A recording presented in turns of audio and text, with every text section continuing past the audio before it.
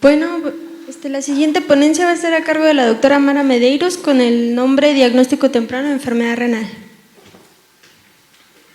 Se cambió la plática, pero sí se va a dar. Ya llegó la doctora. Muchas gracias. Quiero agradecer a todos ustedes por estar aquí, a la Sociedad Internacional de Nefrología Pediátrica por el apoyo que nos dio para hacer este curso, al igual que a la unidad de posgrado de la UNAM. Y bueno, pues es como parte de la celebración del Día Mundial del Riñón, que este año estuvo dedicado a los niños.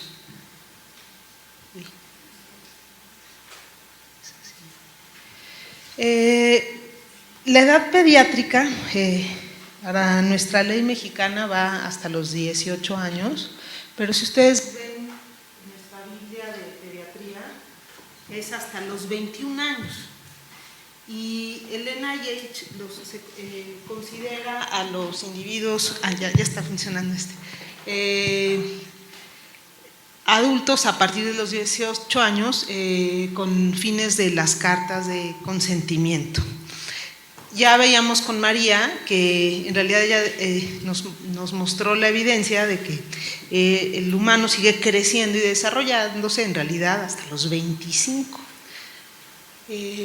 Y es importante tener en cuenta de que el proceso de crecimiento genera diferentes pesos de los órganos y los tejidos, y el funcionamiento corporal es diferente. Por ejemplo, los primeros 5 años los niños crecen mucho en el tamaño de la cabeza, el desarrollo nervioso es muy importante, y esto contrasta con el desarrollo del tejido genital que se va a dar hasta la adolescencia. El tejido linfoide crece incluso 200% de lo que va a ser el del adulto, y después involuciona, y entonces las respuestas a medicamentos, la propensión a enfermedades y todo esto es diferente según la edad. Esta es una revisión muy bonita en el contexto de los cambios en el desarrollo y el manejo de medicamentos. Y aquí en esta revisión ponen claramente, por ejemplo, cómo la filtración glomerular e incluso la perfusión renal alcanzan los valores del adulto alrededor de los 3 años. Esto es reportado por Hogg en el 2003, y en el recién nacido la tasa de filtración glomerular es en promedio de 41 mililitros, y va aumentando a medida que crece el individuo, y es diferente en hombres que en mujeres. Y ahora se le ha dado mucha importancia a la gestación de las enfermedades renales en la edad pediátrica. Si bien sabemos que en el adulto las principales causas de enfermedad renal son diabetes e hipertensión arterial, por ejemplo, si un paciente fue prematuro, tiene menor número de nefronas y ve sometido a una serie de insultos en el transcurso de su vida, pues va a ser más fácil que desarrolle como adulto joven enfermedad renal. En cuanto a definición, básicamente se emplea la misma definición que se utiliza en los adultos, es decir, que la enfermedad renal es un daño irreversible que puede progresar a enfermedad renal terminal y que dura más de 3 meses. Y ahí ya nosotros nos enfrentamos a veces a niños que nacen sin riñón. Pues yo ya sé que ese niño tiene enfermedad renal aunque tenga un día de vida, ¿verdad? Si hay anormalidades estructurales y o funcionales del riñón, con o sin disminución en la tasa de filtración glomerular, e incluso hay algunas patologías en donde puede haber hiperfiltración de inicio y ya después se da el daño renal, y que se acompañe de una o más de las siguientes: alteraciones en la composición de la orina o de la sangre, como nos mencionaba el doctor García Nieto, ya sea en la concentración o que haya proteinuria o hematuria. En los estudios de imagen, alteraciones en la biopsia renal, o bien si nosotros encontramos a alguien con una tasa de filtración glomerular menor de 60 mililitros por más de 3 meses, con o sin los signos descritos previamente, así se vea perfecto, si tiene una tasa de filtración de 60, pues ya está en falla renal. Lo malo es que, ya no me voy a meter en esas honduras, pero las diferentes fórmulas con las que contamos para el cálculo de la tasa de filtración glomerular no son muy precisas, y ahora se ha tratado de estimular la inclusión de cistatina C para poder calcular esta tasa de filtración glomerular en forma más efectiva. Cuando se hizo esta recomendación en 2003, todavía no había estas fórmulas que incluían cistatina C. Se divide también en 5 estadios como el adulto, y lo importante de detectar la enfermedad en etapas tempranas es para tratar la condición primaria y comorbilidades y disminuir la progresión del daño renal. Ya cuando los pacientes llegan en etapas 4 o 5, pues ya prácticamente llegan para una diálisis o un trasplante. Existen poca información sobre etapas tempranas de la enfermedad renal en niños, y de hecho hay mucha controversia sobre la utilidad de estos programas de detección temprana, porque por ejemplo el uso solamente de la tira reactiva puede dar muchos falsos positivos, y yo he mencionado que en este sentido el mundo está dividido en dos. Están por un lado pues el occidente, Estados Unidos, la Asociación Americana de Pediatría no recomienda hacer en forma rutinaria examen general de orina en sus guías, porque del 50 al 90% de los resultados son falsos positivos, y simplemente se estresa a los padres y al paciente en forma innecesaria. Y está todo el oriente. Los japoneses han tenido un programa en donde hacen tiras reactivas desde que cada año a los niños cuando entran a la escuela, y ellos mencionan que han dado un viraje epidemiológico. Su primera causa de enfermedad renal era la nefropatía IgA, y ya recientemente es las alteraciones congénitas de riñón y de tracto urinario, como sucede en todo el mundo, y ellos dicen que es porque los detectaron temprano y pudieron hacer intervenciones al respecto. Entonces, la mayoría de la información con la que contamos es en pacientes en etapa terminal, y este consenso que les mostré, pues la reunión se hizo en el 2002, se publicó en el 2003, no aplica a menores de 2 años, y los niños que nacen con alteraciones estructurales graves se consideran urémicos pues antes de contar con 3 meses de vida. Esta es la información con la que contamos en los diferentes registros grandes. Está el estudio de Naprotex, el italiano, el europeo y el registro japonés, y como ustedes pueden ver aquí, ellos por ejemplo incluyeron pacientes con tasas de filtración menores de 75, y el japonés y el europeo aquellos que ya tenían reemplazo renal. En general, en todos, la principal causa de uremia son estas alteraciones congénitas de riñón y de tracto urinario, seguidos de glomerulonefritis. Pero, por ejemplo, ustedes pueden ver aquí que en Japón mencionan tal vez un poquito más de glomerulonefritis por esta situación del problema que tienen con la nefropatía IgA. En cuanto a la epidemiología, pues también varía según el registro que uno esté viendo, y también varía. Hay algunos que sí reportan de enfermedad renal crónica en estadios de 2 a 5, y el italiano y el turco solo aquellos que tienen ya tasas de filtración menor de 75, y las prevalencias van de 14 a 74%, ¿no?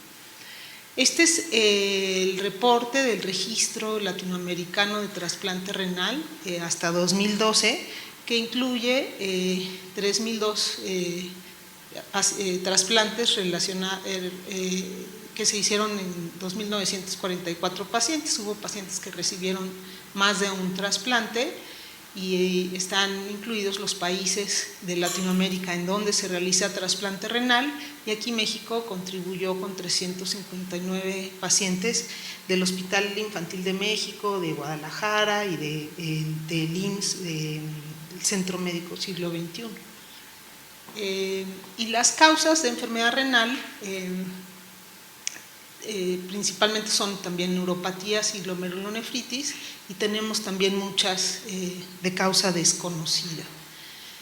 En relación a los factores de riesgo, estos son, digamos, los factores de riesgo que sabemos que pueden predisponer a la enfermedad renal.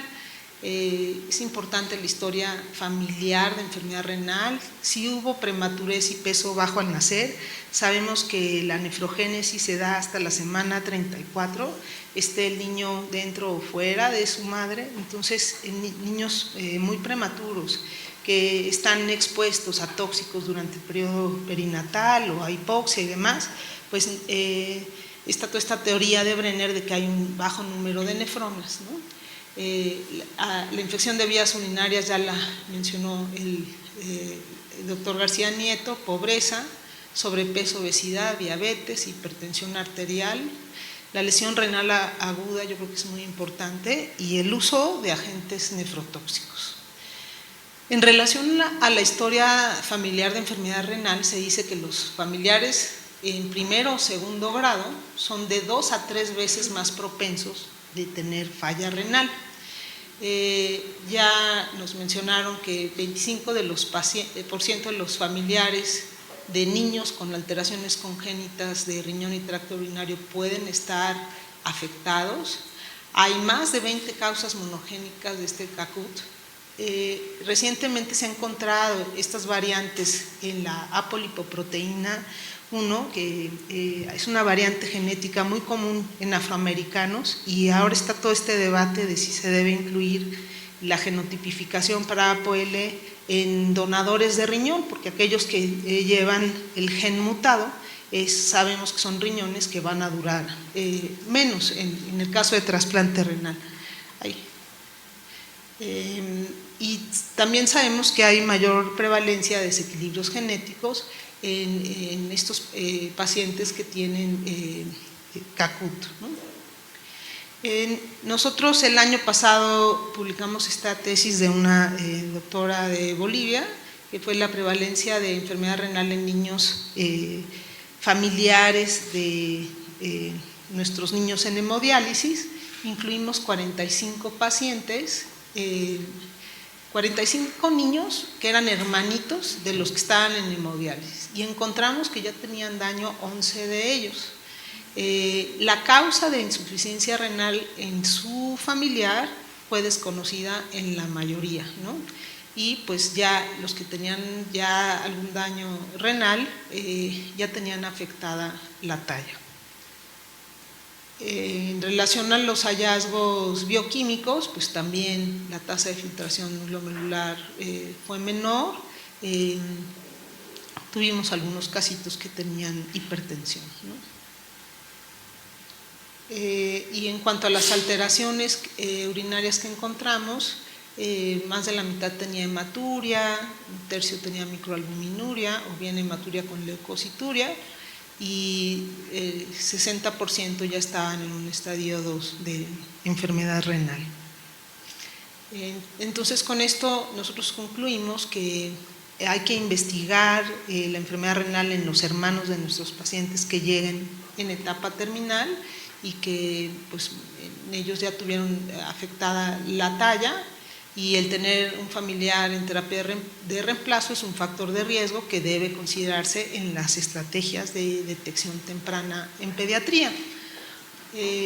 Hay todo un programa de detección renal en adultos, que es el KIP, el que ha sido auspiciado por la National Kidney Foundation, pero ellos incluyen solamente pacientes con antecedentes de enfermedad renal, diabéticos e hipertensión, y entonces en niños no ha habido un consenso. En relación con la prematurez y el peso bajo al nacer, el doctor Brenner desde 1980 pues nos ha expuesto esta tesis, ¿no?, de que a menor número de nefronas, hay hipertrofia glomerular, y a largo plazo, o sea, de niños pueden no tener nada, pero de adultos jóvenes o ya en la edad adulta desarrollan hipertensión y enfermedad renal crónica. La infección de vías urinarias, como nos mencionaba García Nieto, las pielonefritis pueden producir daño permanente hasta en 40% de los pacientes y pueden generar hipertensión, microalbuminuria y falla renal crónica. Los factores implicados son el reflujo, sobre todo el grave, ¿no? El 4 y 5, cuando hay obstrucción urinaria, y los de mayor riesgo son los menores de 2 años, el número de episodios de infección de vías urinarias, el tipo de germen, y se ha hablado mucho de la demora terapéutica. En relación a la pobreza, también esto se ha mencionado y cada vez se menciona más. El vivir en pobreza lleva a que no hay conductas de prevención de enfermedad en general, no solamente renal, sino que pues, apenas alcanza para comer o se vive en condiciones insalubres. Hay conductas de riesgo que van desde alcoholismo, drogadicción y exposición a tóxicos, desconocimiento de cómo responder ante una enfermedad. Entonces, pues generalmente los niños que nos llegan, pues ya llegan anémicos y los han llevado 10 veces al centro de salud y los han desparasitado y les han dado paramibiasis y les han dado de todo hasta que ya no pueden respirar y les toman la presión y una creatinina y llegan con 20 de creatinina, ¿no?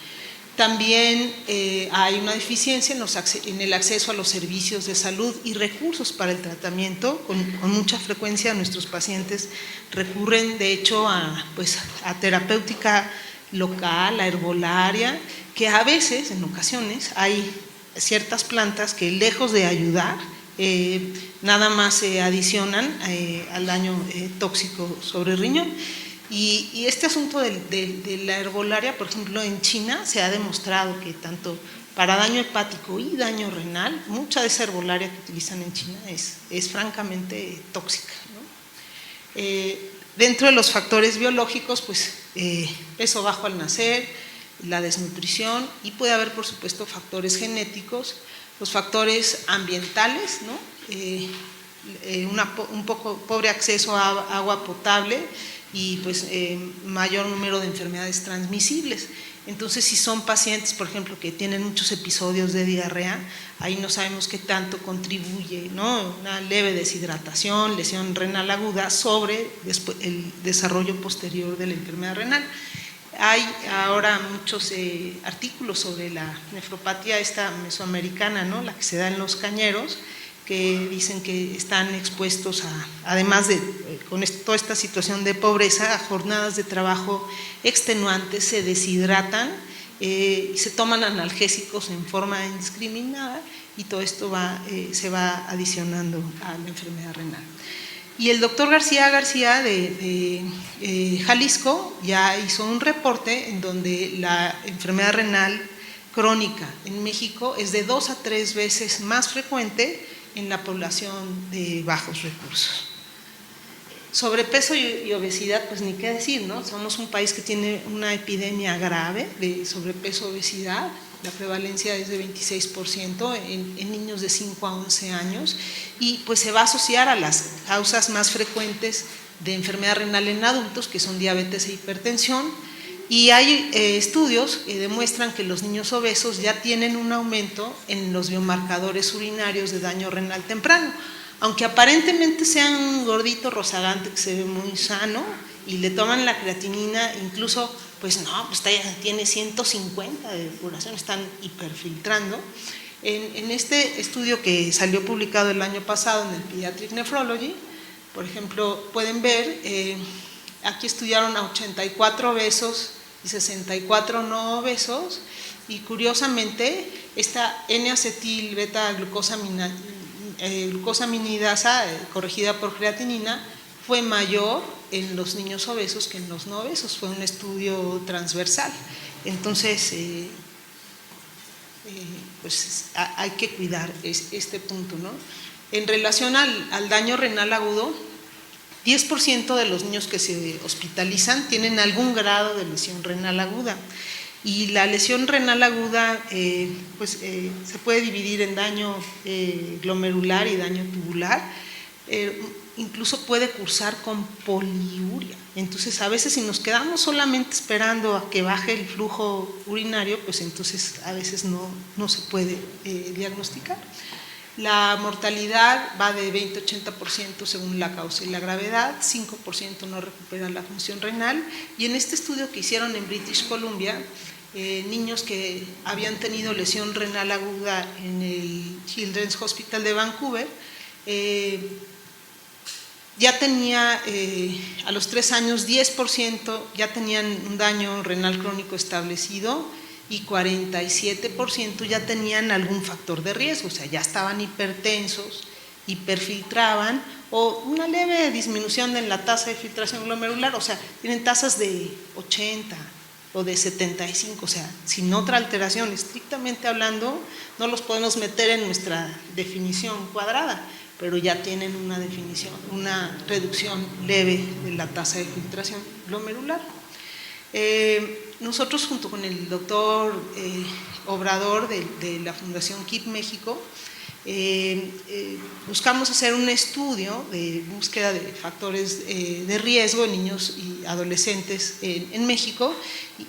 Primero tratar de definir cuáles eran los factores de riesgo que había que tomar en cuenta si se quisiera hacer estos programas de detección de enfermedad renal, porque como les mencionaba está el otro punto, ¿no? Que uno empiece a decir que todos tienen y que haya en realidad poco por hacer y nada más sea una situación de alarma, ¿no? Entonces el objetivo fue detectar la enfermedad renal en niños adaptando el programa de KIP e invitamos a participar a los niños con algunos de los siguientes factores de riesgo: familiares con enfermedad renal, prematurez, infección de vías urinarias, sobrepeso, obesidad, diabetes mellitus. En los adultos los ingresan cuando la diabetes lleva más de 5 años de evolución, y en nuestro caso dijimos pues cualquier diabético tipo 1 o tipo 2, que cada vez hay más tipo 2, puede participar, no importa cuánto tiempo tenga de diagnóstico, o bien aquellos niños que tengan peso o talla por debajo de percentil 10, el más flaquito del grupo y el primero de la fila, ¿no? Discutimos mucho estos factores, nos hubiera encantado incluir lesión renal aguda, pero pues muchos pacientes no saben que tuvieron lesión renal aguda, entonces no lo incluimos. Obtuvimos consentimiento de los padres y asentimiento en mayores de 6 y excluimos a aquellos que ya tenían un antecedente de diagnóstico de enfermedad renal. Se aplica un cuestionario, se mide el peso, la talla, la presión arterial, se toma una muestra de sangre para creatinina sérica, que es validada por IDMS, por este método enzimático, y se hace una tira reactiva para medir, pues mide pH, proteínas, hematuria, y hay otra tira que mide microalbúmina, creatinina. Estas fueron las definiciones que utilizamos. Hematuria es cuando hay más de una cruz, cuando hay indicios de hematuria en la tira. Ya vimos en la primera vez que había muchos falsos positivos y esto puede estar dado por pH. Leucocituria en las niñas lo consideramos cuando había más de 2 cruces de leucocituria, porque pueden tener flujo vaginal y entonces eso está dando ruido, ¿no? O más de una cruz en aquellas con otras alteraciones, si había nitritos, microalbuminuria, glucosuria o hematuria, y la prehipertensión y la hipertensión se definieron de acuerdo al Task Force según la edad y la talla y el género del paciente. Les estoy presentando los resultados de 314 participantes y aquí están divididos por rango de edad. Como pueden ver, el factor de riesgo por el cual estos pacientes se registran en el estudio pues varía según la edad. En los menores de 3, pues generalmente son prematuros y a medida que van creciendo, de mayor edad ya tenemos con antecedentes de enfermedad renal en primer grado, o bien obesidad. Las infecciones de vías urinarias son más frecuentes en los niños de 3 a 5 años, ¿no? Y estos son los hallazgos urinarios en estos pacientes, ¿no? Lo que más tuvimos fue microalbuminuria y seguido por leucocituria, y luego todas las combinaciones que les gusten. Y estas son las tasas de filtración glomerular. Pues los de menor edad tuvieron menor tasa de filtración, pero pues muchos de ellos por debajo de lo normal para su edad. Y de hecho fue en estos menores de 3 donde tuvimos, digamos, la mayor proporción de pacientes con enfermedad renal crónica, y tuvimos 4 ya en estadio 3. Y estas son las diferencias entre los sujetos con enfermedad renal versus el estudio normal. Fueron, en términos generales, fueron de menor edad.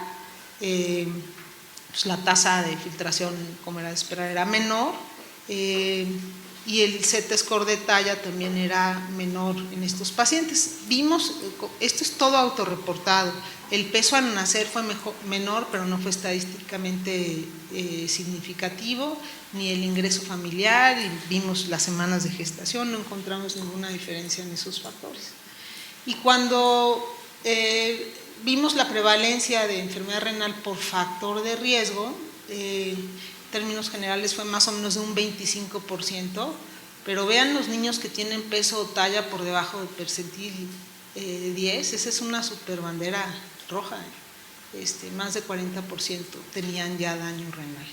Y en relación a que si el paciente era familiar en primero grado, o sea, hermano o hijo de un urémico, o el primo, el nieto, pues los primos y nietos tienen 8% de riesgo, en cambio los hermanos sí tienen un 20%, más o menos lo que habíamos encontrado previamente.